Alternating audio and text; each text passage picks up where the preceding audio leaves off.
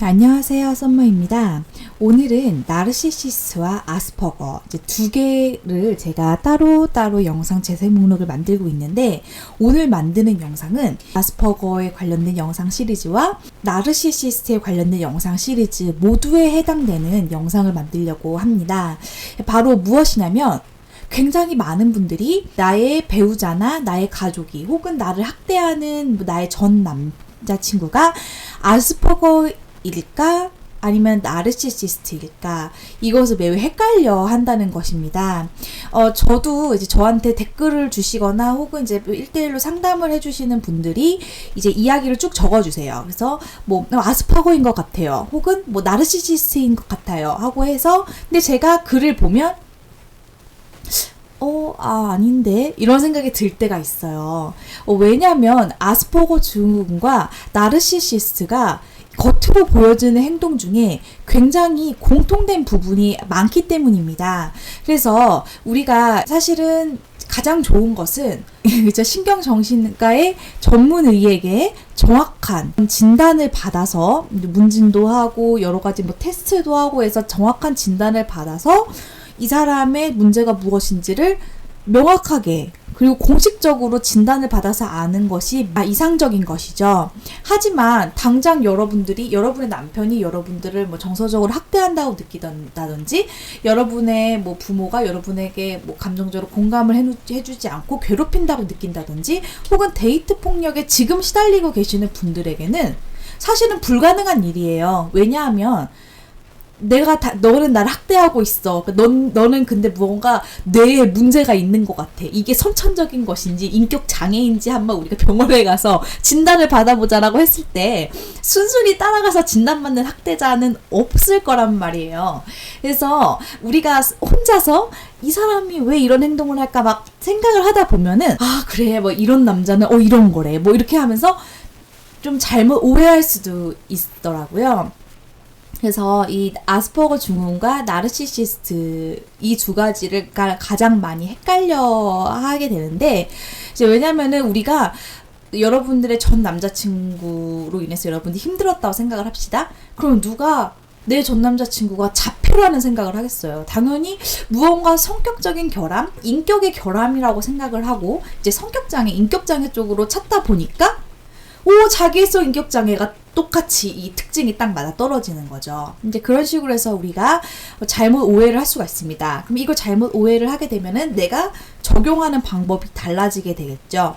그래서 오늘은 많은 분들이 헷갈리게 되는 나르시시스트 그리고 아스퍼거 증후군에 대한 이제 무엇이 다른지 그리고 우리가 어떻게 각각 대응을 해야 되는지에 대한 영상을 만들도록 하겠습니다.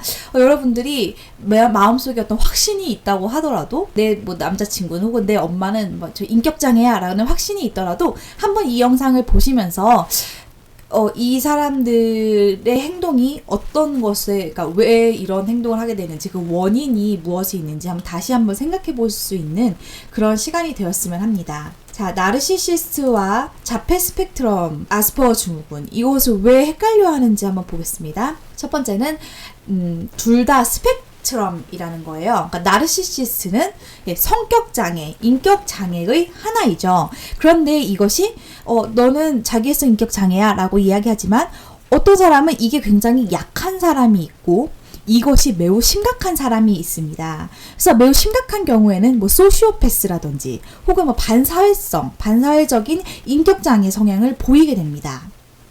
자, 그리고 이 아스퍼거 증후군이라는 것은 무엇이냐면 이제는 다 합쳐졌어요. 그래서 자폐 스펙트럼이라고 합쳐졌습니다.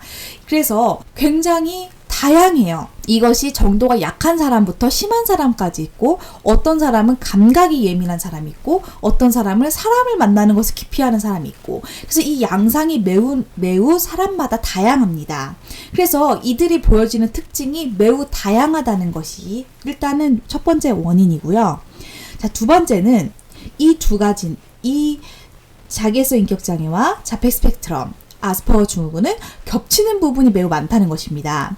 자, 이들은 모두 자기에게만 집중을 하고요.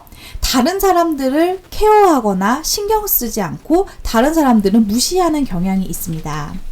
이들은 오직 자기 자신에게만 집중하고 도취되어 있으며 관심을 갖습니다. 자, 이 둘이 이제 굉장히 차이가 있는데 한번 그 예를 한번 구체적으로 보면서 어떤 비슷한 점이 있는지, 그렇지만 보이는 결과는 똑같지만 원인이 다르거든요. 이것을 한번 보겠습니다. 자, 첫 번째로는 이들은 다른 사람에게 관심을 두지 않고 오직 자기 자신에게만 관심을 갖는다는 겁니다. 그러면 자기애성 인격장애인 사람 같은 경우에는 왜 이런 행동을 하냐면 내가 다른 사람보다 더 중요하기 때문입니다. 그래서 다른 사람에게 관심을 가지거나 다른 사람들을 배려하거나 고려해 주지를 않습니다. 반면 아스퍼거 증후군, 자폐 스펙트럼은 자기가 하는 행동이 타인을 무시하는 것처럼 보이는지를 몰라요. 이 사람들은 일반적인 정형인들과, 그러니까는 그러니까 정형인이라는 것은 이제 자폐를 가지고 있지 않은 일반 사람들을 말합니다. 그래서 이 정형인과는 이 세상을 바라보는 관점이나 시각이 굉장히 달라요. 그래서 내가 하는 행동이 다른 사람들한테 내가 어떤 행동을 하거나 말을 했을 때 이게 다른 사람의 생각과 감정에 어떤 영향을 끼치는지를 알 수가 없습니다. 그리고 또한 타인의 생각이나 이제 감정을 애초에 이해하기도 굉장히 어려워요. 그렇기 때문에 겉으로 보였을 때 이 사람들은 남을 배려해주지 못하고 자기만 생각한다고 보여지는 것입니다. 두 번째는 이들은 두 경우 모두 심한 불안을 가지고 있습니다. 자, 나르시시스도 굉장히 불안감이 심해요. 그래서 이 사람들이 자기의 내면의 불안감을 감추려고 노력을 합니다. 그래서 굉장히 행동을 과장되게 한다든지 아주 과한 자기애를 가지고 있습니다. 자, 하지만 이 아스퍼거 증후군 같은 경우에는요, 역시 불안감이 심하지만 이것을 막 감추려고 노력하지는 않아요. 하지만 이들은 애초에 일반 정형인들과는 생각하는 방법이 다르고 느끼는 것이 다르고, 그다음에 이들이 갖는 관심사라든지 목적이라든지 이것이 일반 사람들과 다르기 때문에 내가 느끼고 내가 행동하고 내가 생각하는 것이 다른 사람과는 다르다, 이것을 애초에 모릅니다. 이것을 아는데 한계가 있습니다. 그렇기 때문에 무언가 내가 어떤 행동을 하거나 생각을 하거나 말을 하거나 한다면 이 상황에 내가 굉장히 적절하지 않은 사람 같은 느낌이 드는 거예요. 그래서 이제 굉장히 불안해하고, 이제 그런 내가 여기에 좀 적절하지 않다, 이런 느낌, 이런 것을 자기애로 나타나게 되는 것입니다. 이제 세 번째는 남에게 상처 주는 말을 둘 다 많이 합니다. 자, 그럼 이 이유는 무엇이냐면, 나르시시스트가 이런 말을 많이 하는 거는 일단 본인이 굉장히 열등감이 심하고 불안감이 높아요. 그랬기 때문에, 그리고 이 사람들은 항상 기분이 나빠요. 불안도가 높기 때문에. 그래서 이런 자기의 불쾌한 감정을 다른 사람들한테 던져버리는 겁니다. 그래서 의도적으로 다른 사람의 기분을 상하게 하고 깎아내리는 것이죠. 하지만 아스퍼거 증후군 같은 경우에는요, 몰라요. 내가 하는 말이 다른 사람들한테 상처가 될 거라는 것을 모릅니다.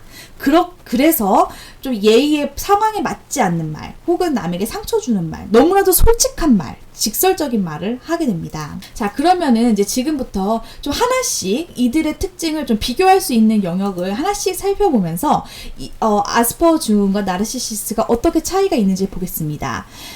자, 첫 번째로는 아스퍼거 증후군에게 부족한 것은 무엇이냐면 사회적인 인지가 부족합니다. 그러니까 내가 어떤 상황에서 어떻게 행동해야 되는지, 이런 상황에서 나에게 기대되는 것이 무엇인지를 알지 못하는 것이죠.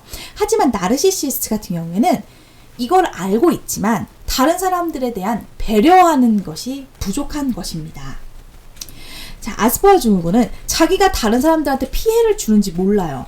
이 사람들은 굉장히 억울합니다. 자기는 그렇게 일부러 남한테 피해를 주려고 행동한 것이 아닌데도 불구하고 다른 사람들한테 상처를 주거나 굉장히 이기적으로 비춰지게 되는 것입니다.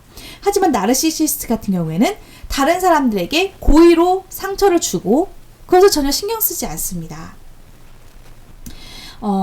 이제 아스퍼거는 또한 이 내면에 다른 사람들에 대한 사랑, 애정, 동정, 연민, 이런 마음이 있어요.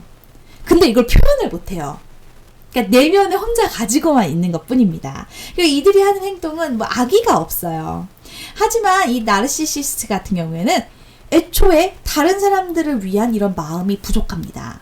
그리고 상처를 굉장히 타인을 의도적으로 상처를 주며 때때로는 악의적인 그런 행동을 하게 됩니다. 자, 이것이 굉장히 큰 차이인데요. 아스퍼거 증후군은 굉장히 규칙적인 것, 그리고 예측 가능한 것을 추구합니다. 그러니까 이 사람들의 생활 패턴을 보면 생활이 매우 규칙적이에요. 하지만 이 나르시시스트 같은 경우에는 혼돈, 혼란 이런 것을 굉장히 추구합니다. 그러니까 예를 들어서 뭐 아스퍼거 증후군 남편이라면은 이 사람은 매일 뭐 몇 시에 딱 집에 들어오면은 딱 씻고 딱 앉아서 컴퓨터로 무슨 게임을 하고, 그래서 나를 쳐다보지도 않고 나랑 말도 안 걸고, 우리는 한 집안에 있지만 부인이 나를 무시하고 혼자만의 세계에 빠진 것처럼 딱 이렇게 사는 삶이라면, 이 나르시시스트 같은 경우에는 나를 계속 혼란스럽게 하고 막 혼돈스럽게 하고 막 이랬다 저랬다 하고 이제 이런 차이가 있습니다.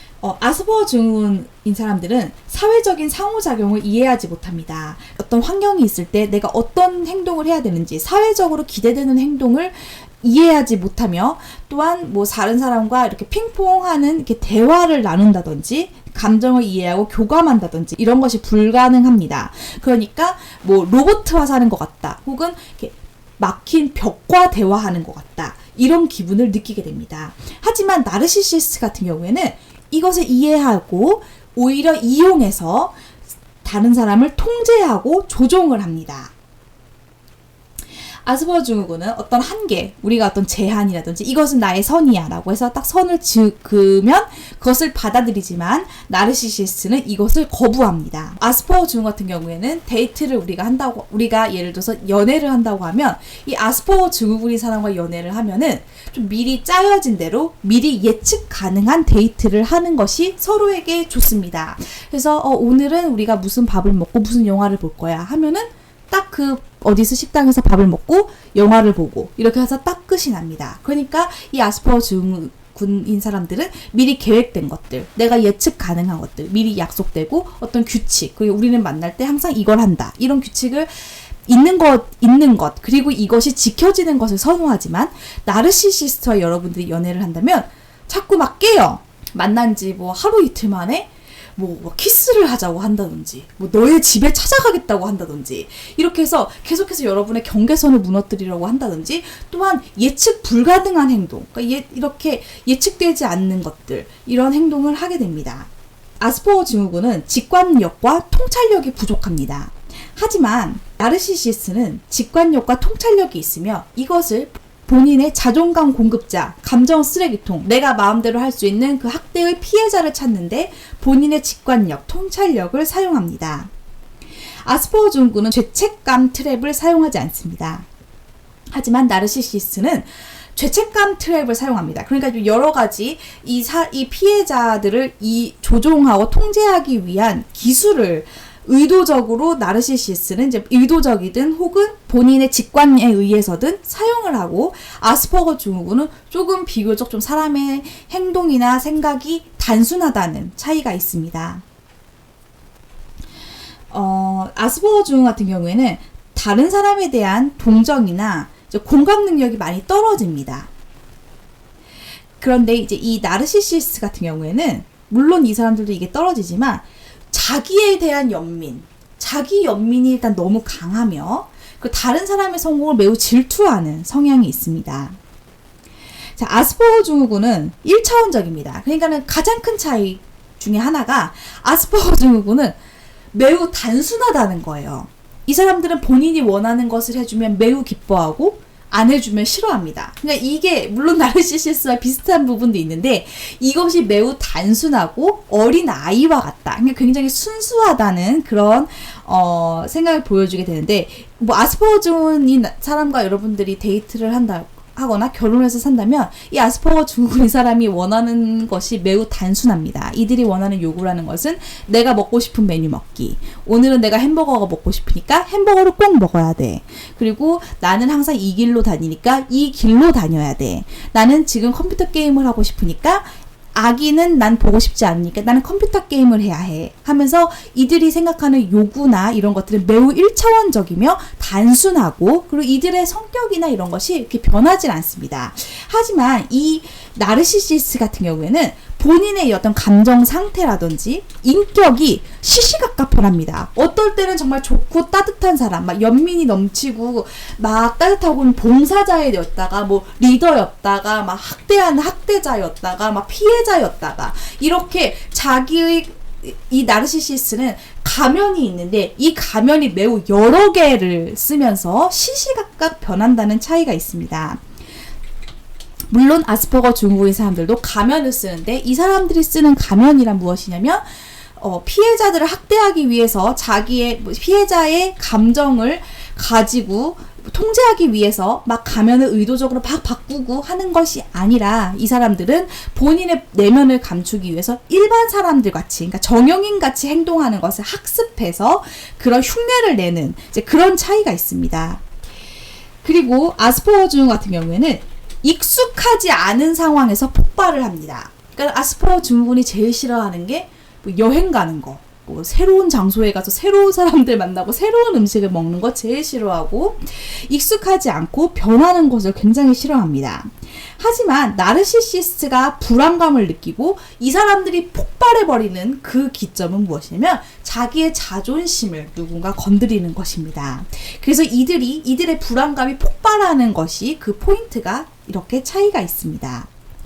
자, 그리고 아스퍼거 증후군과 나르시시스트 모두 스펙트럼 안에 있습니다. 스펙트럼이라는 것은 무엇이냐면 매우 다양하다. 그러니까 아주 이 범주 안에서 뭐 아스퍼거 증후군, 나르시시스트라고 해서 묶인다고 하지만 이게 이 안에서도 서로 특징이 사람마다 다 다르다, 다양하다라는 의미입니다. 그래서 이 아스퍼거 자폐 스펙트럼의 범주는 저기능과 고기능 이렇게 해서 스펙트럼의 범주를 볼 수가 있습니다.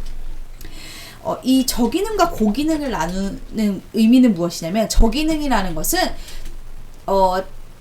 자폐 스펙트럼이지만 지능이 낮은 쪽 그리고 고기능이라는 것은 지능이 높은 쪽을 이야기합니다. 그리고 똑같은 자폐 스펙트럼이라고 하더라도 지능에 따라서 굉장히 예후가 천차만별입니다. 영재, 천재로 보여지는 그런 분들도 있고 그리고 진짜로 영재성이나 천재성을 띠고 공부를 하시는 분들도 있죠. 그리고 나르시시스트의 범주는 정상에 가까운 쪽, 그쵸? 정상적인 쪽. 근데 이것이 매우 심한 사람들은 사이코패스, 소시오패스, 그리고 반사회성 인격장애 이런 경향을 보이게 됩니다. 되게 대체적인 특징을 보면 그러니까 아주 극단적인 성향이 아니라 대체적으로 특징을 보면 좀 아스퍼거인 분들은 좀 소심하다, 소극적이다, 내향적이다 겉으로 봤을 때 이런 분들인 경우가 많아요. 그리고 사람이 매우 착하다, 그러니까 선하다, 법 없이도 살 사람이다. 대부분 좀 친구가 잘 없고 사회적으로 고립이 되어 있습니다. 나르시시스트 같은 경우에는 처음 봤을 때 사람이 굉장히 적극적이고 호의적이며 호감이 있습니다. 그래서 이 처음 만났을 때 아스퍼거인 사람들은 좀 소극적이고 소심하고 내향적인 성격이라면 이 나르시시스트 같은 경우에는 사람을 확 끌어당겨요. 그래서 막 되게 많이 베풀고 뭘 자꾸 해주고 챙겨주고 그리고 굉장히 매력적으로 보입니다. 그리고 이제 나르시시스트 같은 경우에 좀 더 사회성이 있고 좀 적극적인 성격을 갖는 경우가 많습니다. 만약에 여러분들이 이 영상을 보시고 역시 나의 배우자 혹은 나의 가족, 나의 연인은 아스퍼거 증후군 쪽이야 라는 생각을 한다면 먼저 자폐 스펙트럼에 대한 공부를 하시기 바랍니다. 제 개인 블로그에서 제가 그 아스퍼거 증후군에 대한 자료를 굉장히 많이 올려놨거든요. 그런 자료를 한 번씩 찾아보시는 것도 좋고 온라인 카페에도 가입을 하셔서 정보를 얻으시는 것도 좋습니다. 그래서 일단 공부를 하시고 나의 배우자나 가족에게 상처를 받는다고 해서 그 사람이 하는 행동이 의도적으로 그리고 고의적으로 하는 행동이 아니다. 그래서 그걸 나에게 개인적으로 받아들이고 막 나한테 그랬어 이렇게 막 나한테만 그래 이런 게 아니라 그런 상처로 담아두지 않으시길 바랍니다. 그리고 이제 이 아스퍼거 증후군인 분들 같은 경우에는 의도적으로 한 게 아니에요. 정말 몰라서 그러는 거거든요. 몰라서 그러기 때문에 여러분들이 당신의 생각과 일반적인 다른 사람들의 생각이 어떤 차이가 있는지 그것에 대해서 하나씩 설명을 해준다면 이들이 어느 정도 행동을 수정해 나갈 수 있습니다. 만약에 여러분들의 가족이나 배우자가 나르시시스트라는 확신이 드신다면 일단 여러분들은 나르시시스트의 자존감 공급자, 학대의 피해자, 감정 쓰레기통 이런 이 개념에 대한 공부를 하셔야 됩니다. 그래서 여러분들이 어떻게 하면 내가 이 사람에게 더 이상 피해자가 되지 않는지, 내가 자존감 공급자로서의 역할을 하지 않을 수 있는지 그것에 대한 공부를 하시고 그런 역할을 더 이상 하지 않도록 이 사람에게는 반응을 주면 안 됩니다. 그리고 나르시시스트를 변화시키려는 노력은 이제 더 이상 하지 마세요. 왜냐하면 여러분들은 이미 여러분들의 그 나르시시스트 가족이나 연인이나 배우자를 이해해 주려고 하고 품어주려고 하고 사랑해 주려고 지금까지 노력해 왔습니다. 하지만 이제부터는 여러분들이 변할 차례입니다. 그리고 오직 여러분 스스로만 변할 수가 있습니다. 이 영상이 나르시시스트와 아스퍼거 증후군을 헷갈려 하시는 분들에게 조금이나마 도움이 되셨기를 바랍니다. 끝까지 들어주셔서 감사합니다.